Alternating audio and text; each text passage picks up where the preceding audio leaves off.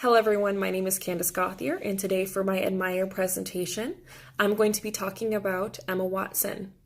Emma Watson is a 28-year-old actress and activist. More recently, in July 2014, she became the UN Ambassador of Goodwill.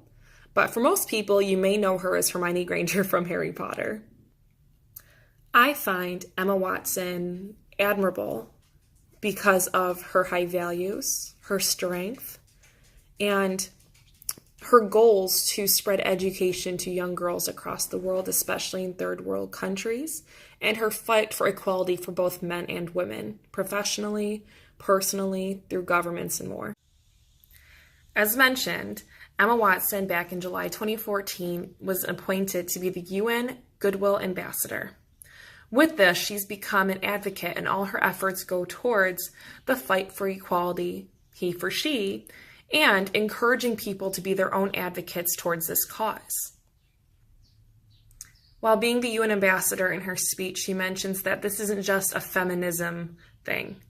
She actually wants to rip away the bad stigma that comes along with that word and reform it. She is asking for men and women alike to stand for and empowering each other and encouraging their female and male counterparts to achieve their goals, no matter who they are, the color of their skin, or their gender as well. This brings me to my next piece of why I find Emma Watson to be admirable. Having a higher level of education, or an education at all, is very important to me.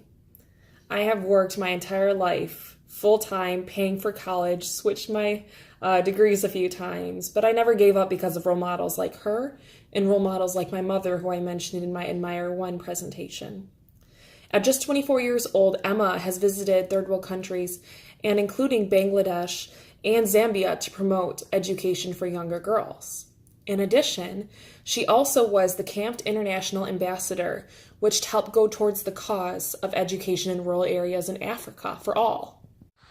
I believe that her efforts through pushing education everywhere and pushing equality really reflects on her values as a person.